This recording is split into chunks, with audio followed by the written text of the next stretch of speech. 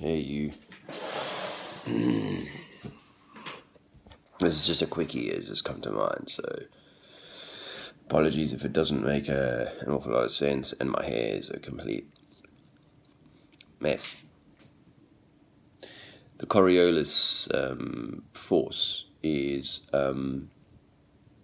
often given as an excuse or an explanation as to the rotation of the Earth, the spin of the Earth, and that we say we know the Earth is turning because of the Coriolis force that can be measured, and the Coriolis force causes hurricanes to spin counterclockwise in the southern region or something. It also is an excuse given why long-range snipers need to make an adjustment depending on where they're shooting. Now, I am a former long-range shooter. I might not have been a sniper, but my gun shot over a mile, and that was without even a stretch. That was just like a warm-up for us. 90mm cannon, long range.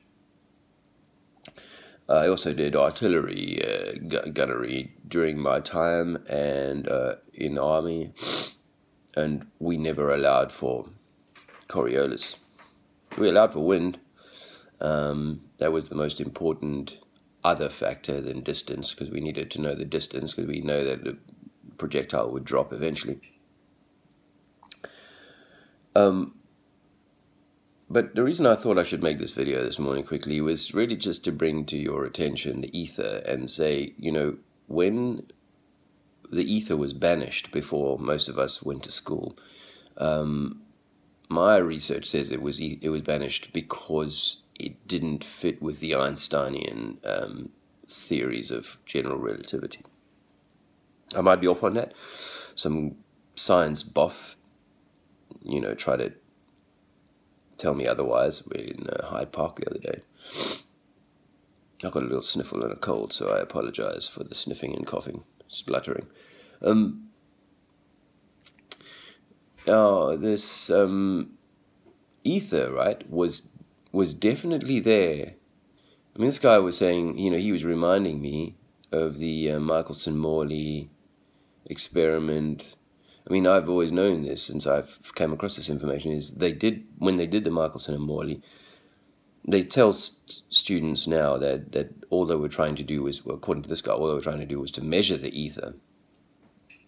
I never got to the point where I asked him, well, then where is the ether then? If you accept that the interferometer experiments done for a couple of decades by Michelson, Morley, Gale, and others, all they could find was this few miles an hour of turning, which was ascribed to the movement of the ether. Now, this makes absolute sense to me. I mean, this is what a torus field should look like. It should look like this sort of slowly, gradually sort of turning and twining sort of field of energy, a little bit like a magnetic coil, I suppose.